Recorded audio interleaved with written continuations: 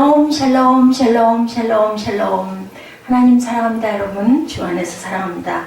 아모스 6장 8절에서 11절 말씀 중심으로 교만한 이스라엘의 패망이라는 내용으로 함께 은혜를 나눕니다. 우리가 공부할 본문에 교만이라는 단어가 직접적으로 나타나 있는 부분은 없습니다. 근데 8절에 보면 야곱의 영광을 싫어한다 이렇게 표현하고 있죠. 만군의 하나님 야훼의 말씀이니라. 주 야훼가 당신을 두고 맹세하였노라. 내가 야곱의 영광을 싫어하며 그 궁궐들을 미워함으로 이 성읍과 거기 가득한 것을 원수에게 넘기리라 하셨느니라. 영광이라는 단어가 굉장히 좋은 표현이죠. 하나님의 영광을 위해서 이렇게 얘기를 합니다. 그런데 사람이 자신의 영광을 드러낸다는 것은 교만을 뜻하는 거죠. 긍정적인 의미보다는 오늘 본문은 부정적인 의미로 사용되고 있다.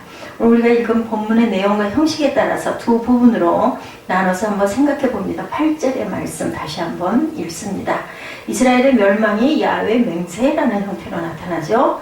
여호와께 맹세하신 내용을 보면 전반부에는 범죄한 이스라엘에 대한 하나님의 태도, 즉 싫어하시고 미워하신다는 말씀이 기록되어 있습니다. 그리고 후반부에는 이스라엘에 대한 하나님의 벌이 나타나 있죠. 다시 한번 읽습니다.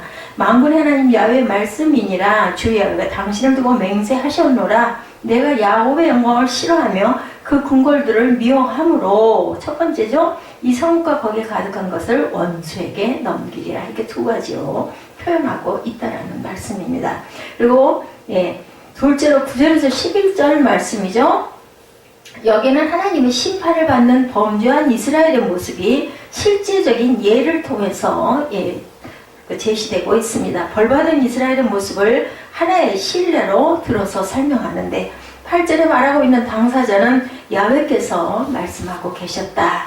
말씀하시는 주체가 하나님이십니다. 그래서 내가 야곱의 영광을 싫어하며 라고 할 때 내가는 야훼 하나님 자신을 가리켜서 말씀하시고 9절에서 11절에 나오는 말씀의 주체는 아모스가 말씀의 주체입니다. 우선 11절에 보면 보라 야훼께서 명하심으로 이렇게 표현합니다. 야훼께서 얘기하셨다라는 거죠. 그래서 여호와 하나님을 3인칭으로 묘사하고 있는 걸 우리가 봅니다. 야훼께서 가라사대라는 말씀처럼 하나님의 말씀을 그대로 인용한 것이 아니라 간접적으로 인용하고 있습니다. 그래서 보라 야훼께서 명하셨다라고 이렇게 얘기를 하고 있는 거죠. 9절부터 선지자 아모스의 말씀이 시작되면 우리가 그 성경은 암시하는데 다시 한번 말씀드리면 8절은 야훼 하나님의 말씀의 주체, 또한 9절에서 11절은 선지자 아모스가 말씀의 주체로 하나님께서 이러이러하게 말씀하셨다 이렇게 나타냈다라는 것. 그리고 8절부터 좀 더 자세히 우리가 보면 만군의 하나님 야훼께서 가라사대 주 야훼가 자기를 가리켜 맹세하셨노라. 내가 야곱의 영광을 싫어하며 그 궁궐들을 미워함으로 이 성읍과 거기 가득한 것을 대적에게 붙이리라 하셨느니라. 만군의 하나님 야훼께서 위험 있는 표현을 쓰고 있죠. 천하의 모든 군사들을 통솔하시는 하나님께서 여호와 하나님께서 말씀하셨다. 하나님과 대적하는 자들에게 이 말이 참으로 무서운 표현입니다. 하나님께서 구름대와 같은 만군을 이끌어 오시니 얼마나 대단하죠. 굉장히 웅장합니다. 그러나 하나님의 택하신 백성들에게 이것이 얼마나 마음 든든하고 감사한지. 왜냐하면 만군의 온 천하의 모든 군사의 하나님이시라는 뜻도 되기 때문이죠. 그렇기 때문에 우리를 보호하시고 어떠한 그 원수의 침략에도 절대로 내가 너희를 패하게 하지 않겠다라는 거죠. 만군의 하나님 야훼께서 바로 우리 하나님이시고 우리 아버지가 되신다는 것은 마음 든든합니다. 가슴이 벅차 올라와야 합니다. 만군의 하나님 야훼께서 우리를 눈동자같이 지키시고 보살피시는데 혹시 두려울 게 뭐가 있겠습니까? 그렇죠? 사도 바울이 로마서 8장 31절에서 39절에 그런즉 이의 일에 대하여 우리가 무슨 말을 하겠느냐? 만일 하나님 우리를 위하시면 누가 대적하겠느냐? 자기 아들을 아끼지 아니하시고 우리 모든 사람을 위하여 내어주시니가 어찌 그 아들과 함께 모든 것을 우리에게 은사로 주시지 않겠느냐고 말씀합니다. 누가 능히 하나님의 택하신 자를 송사하겠느냐? 의롭다 하신 이는 하나님이시니 누가 정죄하겠느냐? 죽으실 뿐만 아니라 다시 살아나신 이는 그리스도 예수시니 그는 하나님 우편에 계신 자여 우리를 위하여 친히 간구하신다. 우리를 그리스도의 사랑에서 우리를 절대 누가 끊을 사람도 없다. 환론이나 공고나 핍박이나 기근이나 적신이나 위험이나 칼도 어떠한 것도 우리가 종일 주를 위하여 죽임을 당케 되며 도살할 양같이 여김을 받았나이다 한과 같으니라. 그러나 이 모든 일을 우리를 사랑하시는 이로 말미암아 우리가 넉넉히 이긴다. 내가 확신하노니 사망이나 생명이나 천사들이나 권세자들이나 현재일이나 장래일이나 능력이나 높음이나 깊음이나 다른 아무 피조물이라도 우리를 그리스도 예수 안에 있는 하나님의 사랑에서 끊을 수 없다라고 이렇게 증거를 하고 있죠. 39절까지 우리가 한번 쭉 이렇게 살펴봤습니다. 하나님께서 택하신 백성에게 주시는 구원과 궁극적인 승리는 이 세상의 어느 것도 빼앗지 못한다는 것을 우리가 분명하게 아주 알고 가야 되겠다. 예. 만일 하나님이 우리를 위하시면 누가 우리를 대적하겠느냐 그러죠? 아무도 대적할 자가 없죠. 이 모든 일에 우리를 사랑하시는 이로 말미암아 우리가 넉넉히 이긴다. 예, 그래서 얼마나 이 기가 막힌 표현을 여기서 하나님의 맹세가 뜻하는 바는 우리가 두 가지 정도로 우리가 본문에도 의미를 생각해 볼 수 있는데, 첫째로 소극적인 면에서 하나님께서 뜻하신 바를 돌이키지 아니하시겠다라는 뜻이겠죠. 예, 최종 결심을 하셨습니다. 아모스 1장과 2장에서 하나님은 열국을 심판하는 말씀 가운데 내가 그 벌을 돌이키지 아니하리라고 말씀을 하신 걸 봅니다. 바로 이 말씀을 여기서는 맹세라고 하는 형식을 빌어서 강하게 강조하고 있습니다. 둘째로 맹세는 뜻을 돌이키지 않을 뿐 아니라 한 걸음 나아가 적극적으로 그것이 반드시 이루어지도록 내가 추진하고 나가겠다라는 그런 의지가 담겨 있습니다.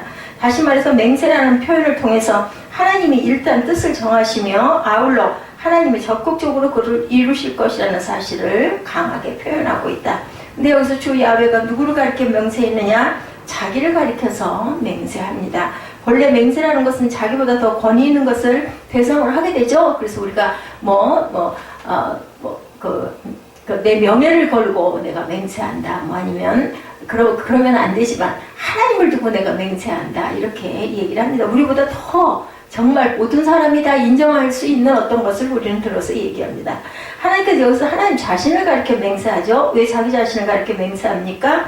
하나님보다 더 큰 건 없기 때문에 내 자신을 걸고 내 목을 걸고 이렇게 얘기하죠. 그렇다면 내 목숨을 다해서 이것을 내가 너에게 분명히 행할 것이다. 예, 그 뜻은 하나님께서 자신의 목을 건 거는 내가 내 목을 걸고 맹세한다라는 것은 죽겠다라는 거예요. 그만큼 강한 표현을 씁니다. 내가 이렇게 안 하면 내가 죽어버릴 거야. 이런 쉽게 얘기해서 이런 뜻을 말씀하고 있죠. 아모스서에는 맹세에 관한 내용을 세 군데나 등장하고 있는데 아모스 4장 2절에 주 여호와께서 자기의 거룩함을 가리켜 맹세하시되 이렇게 말씀하죠. 6장 8절에도 만군의 하나님 여호와께서 가라사대 때 주 여호와가 자기를 가리켜 맹세하노라. 8장 7절에도 여호와께서 야곱의 영광을 가리켜 맹세하시되 내가 저희의 모든 소유를 영영 잊지 아니하리라고 말씀을 합니다. 맹세 뒤에 축복이 따라오는 게 아니고 맹세 뒤에는 심판이 따라오고 있음을 우리가 봅니다. 6장 8절에도 그대로 나와있죠. 먼저 6장 7절을 보면 그러므로 저희가 이제는 사로잡히는 자 중에 앞서 사로잡히니 이 기지개 켜는 자가 떠드는 소리가 그치리라. 아무 소리도 안 나요. 왜냐하면 이제 정말 사로잡히는 자 중에 사로잡힐 거니까. 그러다 보니까 떠드는 소리가 안 나죠. 뭐 죽고 나면 무슨 소리가 나겠습니까? 완전히 절망인데 다 포로가 되는데 뭐라고 떠드는 소리가 나겠습니까? 하나님의 심판을 받아서 이스라엘이 대적에게 사로잡힌다는 말씀을 6장 8절에서 맹세라는 표현을 빌어서 다시 한번 엄숙하게 경고합니다. 그러면 야훼 하나님께서 맹세하신 내용은 내가 야곱의 영광을 싫어하며 그 궁궐들을 미워함으로 이스라엘에 대해서 하나님이 역겨하시는 모습이 8절에 기록되어 있죠. 문제는 여기서 야곱의 영광이라는 말의 의미는 야곱이라는 것은 이스라엘의 다른 이름이죠. 야곱이 누구와? 하나님의 천사와 싸워서 네가 나를 싸워서 이겼다 해서 이제부터는 너는 야곱이라 하지 말고 이스라엘이라 하라. 이스라엘의 뜻은 하나님과 겨뤄서 이겼다라는 뜻을 갖고 있습니다. 이스라엘이라는 명칭은 본시 야곱이 야곱 강가에서 사자와 씨름하고 난 뒤에 받은 이름이죠. 여러분 여기서 야곱의 영광이라는 것은 우선 내가 야곱의 영광을 싫어한다. 그 궁궐들을 미워한다라는 구절이 히브리어의 표현 기법인 대구법을 사용하고 있다. 싫어하며와 대구를 이루고 있는 말은 미워함으로 똑같은 뜻을 비슷한 두 단어로 표현을 하고 있습니다. 그 다음에 야곱의 영광이라는 말은 짝을 이루는 말은 궁궐들입니다. 이것도 역시 같은 뜻을 달리 표현하죠. 이스라엘의 궁궐들이 바로 이스라엘을 자랑하고 뽐내는 영광들이다. 그것은 영광이 될 수가 없는 건데 여기서 영광으로 번역된 단어는 사실은 교만이라는 말로 번역하는 것이 더 아주 원뜻과 이 본문 말씀과 굉장히 밀접할 수도 있습니다. 이스라엘이 교만하게 무엇을 뽐내고 있으니까 자기들이 지은 궁궐들을 막 자랑하고 있다는 겁니다. 그 다음에 이 성읍과 거기 가득한 것을 대적에게 붙이시리라고 얘기하죠. 여기서 아모스가 말한 이 성읍은 6장 1절에 보면 뭐라고 말씀하세요? 화 있을진저 시온에서 안일한 자와 사마리아 산에서 마음이 든든한 자 곧 열국 중 우승하여 유명함으로 이스라엘 족속이 따르는 자들이여 이렇게 증거합니다. 그러니까 지금 아모스가 어디를 주로 공격한다? 이스라엘의 수도 사마리아. 물론 하나님께서 이스라엘 수도 사마리아만 대적의 손에 붙이시고 그 나머지는 모두 보존하신다는 뜻은 아닙니다. 중요한 건 그저 대표적으로 이 성읍 사마리아를 가리켜서 중심지를 겨냥해서 말씀하는 거죠. 그 다음에 거기 가득한 것이 뭐다? 성읍 안에 살고 있는 모든 사람, 모든 짐승, 모든 재물, 상하상 같은 것들, 거기 있는 집기들을 가리켜서 중요하게, 귀중하게 여기는 모든 것들, 하여튼 하나님이 싫어하고 미워하시는 모든 것을 남김없이 다 대적의 손에 붙이시겠다 이렇게 말씀을 합니다. 다시 말해서 대적의 손에 다 사로잡혀가고 약탈을 당하거나 그렇지 않으면 전쟁 중에 다 불살라져서 하나님이 미워하시는 모든 것이 남김없이 제거될 것이다. 9절에서 11절의 말씀은 이스라엘이 하나님의 벌을 받아 멸망하는 모습을 생생한 현장감을 통하여 설명합니다. 9절 다시 봅니다. 한 집에서 10사람이 남는다 하여도 다 죽을 것이다. 우선 여기서 이런 질문이 생기죠. 한 집에 10사람이 남는다고 했는데 여기서 10사람이라는 숫자의 뜻은 어떻다고요? 한 집에 10명밖에 안 남아서 그 적은 인원도 죽을 것이라는 뜻이 아니고 뭐예요? 8절에 기록된 대로 대적의 손에서 죽지 않고 살아남았다. 논리적으로 9절에 많은 사람이 남는다는 것이 맞을까? 그렇지 않으면 다 죽고 조금만 남는다는 것일까? 본문에서 말하는 것은 하나님의 심판이 임해서 이스라엘 백성들이 살아남지 못하는 것을 설명해 주고 있습니다. 그렇기 때문에 10명이라는 것은 많은 사람이 남는 것이 아니죠. 8절에 기록된 전쟁에서 거의 전멸하고 겨우 10사람이 남는다 하더라도 그들도 전쟁은 아니지만 다른 이유에서 결국은 죽게 될 것이다 라는 거죠. 한 집에 우리식으로 생각해서 한 집에 10명이 남았으니까 많이 남았다고 생각할 수 있지만 히브리어에서 집이라는 단어는 넓은 의미로 사용된다는 걸 우리가 알아야 되겠다. 다윗의 집이라고 하면 다윗 왕조 전체를 가리킬 만큼 그 전체를 얘기합니다. 예를 들면 김씨성을 가진 문중 종중 얘기하죠. 모든 그 집안 전체를 얘기하는 그 뜻을 갖고 있다. 따라서 여기서 말하는 한 집도 앞에 나오는 성읍으로 이해합니다. 5장 3절에 주 야훼께서 가라사대 이스라엘 중에 1000명이 나가던 성읍에는 100명만 남고 100명이 나가던 성읍에는 10명만 남으리라. 10명이라는 숫자가 갖는 의미는 유대인들의 관념에 의해서 한 사회를 이루는 가장 최소한의 집단의 인원이라는 것을 나타냅니다. 10명 이하는 개인으로 생각하고 유대는 지금도 10명이 있으면 회당을 지을 수 있다고 생각을 한다는 거죠. 창세기 아브라함이 하나님의 사자에게 소돔과 고모라를 멸하지 말라고 간청하는 장면을 우리가 압니다. 의인 50명부터 시작해서 몇 명까지 내려가 10명까지 내려가는데 그 10명의 의인도 없어서 결국 멸망시킬 수밖에 없었죠. 10명이 사회를 구성하는 최소의 단위다. 10명이 안 되면 사회로서의 가치가 없고 그때는 개인별로 구원이 필요하지 사회로서의 존재 가치는 더 이상 없어진다는 것을 우리가 알아야 되겠다. 따라서 여기 아모스 본문에서도 전쟁에서 가까스로 살아남은 10명조차도 남지 못하고 다 죽고 말 것이라는 말씀은 더 이상 그 성읍이 하나의 사회로 재건될 수 없다는 뜻을 가리키고 있다는 것. 그 성읍은 완전히 집단으로서 존재 의미는 사라지고 만다. 철저하게 파멸당할 것이라는 의미를 갖고 있다.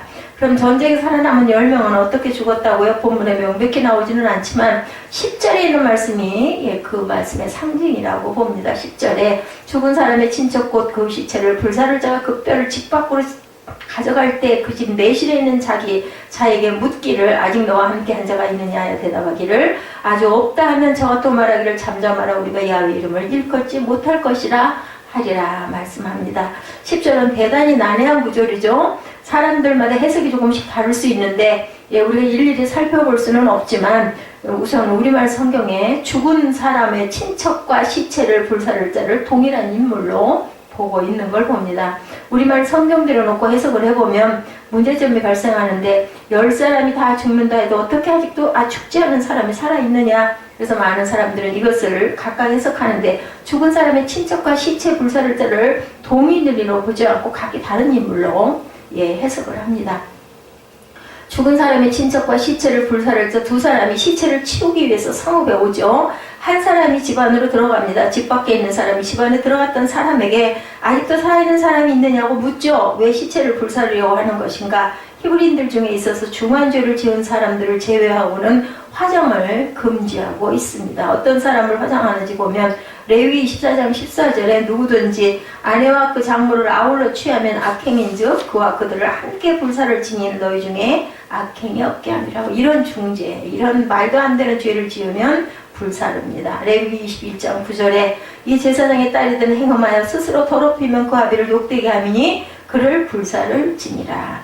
여호수아 7장 25절에 여호수아가 가르쳐 내가 어찌하여 우리를 괴롭게 하였느냐. 야훼께서 오늘 말씀을 하시죠. 뭐라고 말씀하시는가 우리가 봅니다.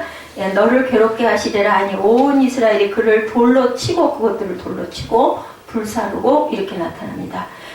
특별히 큰 죄를 지은 사람만 불사르도록 되어 있다. 그러나 아마도 이때는 전쟁 후에 전염병, 악역으로 인해서 어쩔 도리가 없었을 것입니다. 더 이상 더러운 병이 퍼지지 않기 위해서는 시체를 불사를 수밖에 없었다. 전쟁에서 살아남은 한 성읍의 10사람도 결국 연병에 의해서 다 죽고 만다라는 뜻을 갖고 있습니다.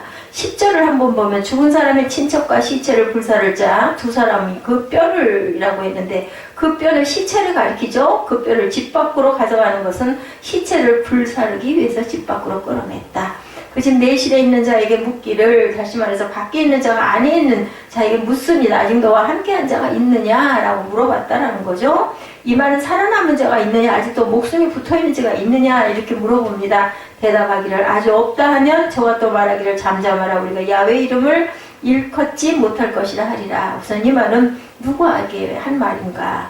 내실 밖에 있는 자가 내실에서 시체를 점검하는 자에게 하는 말이죠. 그런데 왜 집 밖에 있는 사람이 야훼 이름을 일컫지 말라고 했을까? 이게 좀 궁금하죠? 여기에 대해서 본문이 침묵을 지키고 있기 때문에 정확히 알 수는 없지만 몇 가지로 가능성을 추측해 봅니다. 첫째로 다 죽었기 때문에 더 이상 야훼 이름을 부르면서 무엇을 기대할 아무런 이유도 없다. 둘째로 내실에 있는 자가 아무도 그 안에 살아남은 자가 없는 것을 보고 아이고 하나님 맙소서라는 식으로 야훼 이름을 함부로 망령되이 일컫지 말라는 뜻도 있겠죠. 그리고 셋째로 더 좋은 해석은 지금 이스라엘이 왜 이렇게 처절하게 죽어 나 자빠졌느냐. 아모스 4장 12절에 그러므로 이스라엘은 내가 이와 같이 내게 맹세하리라. 내가 이것을 내게 행하리니 이스라엘에 내 하나님 만나기를 예비하라. 아모스 5장 17절에서 모든 포도원에서도 울리니 이는 내가 너희 가운데 지나갈 것임이라. 이는 야훼의 말씀이니라. 한마디로 하나님이 이스라엘 사이로 지나가셨기 때문이다. 따라서 괜히 야훼 이름을 부르다가 자기들이 살아있는 것이 야훼 하나님께 발각되기라도 하면 자기들도 역시 죽을 수밖에 없다라는 거죠. 그러니 입 다물고 조용히 해라. 하나님의 인전은 멸망을 가져올 뿐이기 때문이다. 마지막 11절에 보면 보라 야훼께서 명하심으로 큰 집이 침을 받아 갈라지며 작은 집이 침을 받아 터지리라. 심판의 확실성을 강조하고 있죠. 큰 집도 쳐서 멸망을 받을 것이고 작은 집도 이렇게 멸망할 것이다. 큰 집이 침을 받아 갈라지고 작은 집이 침을 받아 터지리라. 여기서 침이라고 하는 것은 무찔러서 쳐서 무찌른다라는 뜻을 갖고 있죠. 침발라 이런 뜻은 아닙니다. 궁극적으로 하나님께서 치시는 것. 그럼 하나님께서 이스라엘의 큰 집, 작은 집을 치시는 도구는 갈라지고 터지는 것은 천재재변일 때 볼 수 있는 현상이 그렇죠. 지진 이런 것들이죠. 8절의 대적과의 전쟁, 9절과 10절은 연병, 11절은 지진을 묘사하고 있음을 우리가 볼 수가 있습니다. 큰 집은 5장 11절에 다듬은 돌로 지은 것, 예, 하나님께서 큰 집을 치시고 작은 집을 치신다고 해도 그러면 그 중간에 있는 집들은 어떨까? 예, 안전한 게 아니죠. 큰 집부터 작은 집까지 모두 다 예, 쳐서 센다라는 뜻을 갖고 있습니다. 예, 전쟁에 의해서 거의 다 죽고 남아있는 극소수의 사람은 연병에 의해서 죽게 되고 저들이 뽐내던 성읍은 지진에 의해서 완전히 황폐하게 다 무찔러 없어져 버린다. 우리가 여기까지 우리가 보면 우리가 특별히 기억해야 할 것은 예, 하나님이 제일 싫어하는 것은 교만이라는 것. 시편 101편 5절이죠. 그 이웃을 그윽히 허는 자를 내가 멸할 것이요 눈이 높고 마음이 교만한 자를 내가 용납치 아니하리라. 잠언 15장 25절에 야훼는 교만한 자의 집을 허시며 과부의 지게를 정하시느니라. 잠언 16장 5절에도 무릇 마음이 교만한 자를 야훼께서 미워하시나니 피차 손을 잡을지라도 벌을 면치 못하리라.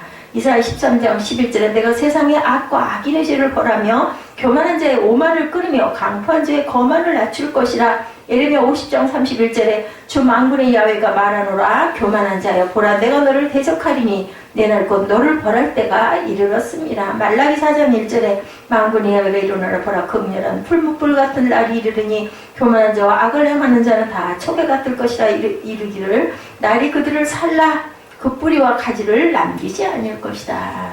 사른다는 것은 태운다는 거죠. 로마서 1장 30절에 비방하는 자요 하나님을 미워하는 자요 능욕하는 자요 교만한 자요 자랑하는 자요 악을 도모하는 자요 부모를 거역하는 자요 이런 자들은 멸할 것이다. 야고보서 4장 6절에도 그러나 더욱 큰 지혜를 주시나니 그러므로 일렀으되 하나님이 교만한 자를 물리치시고 겸손한 자에게 은혜를 주신다.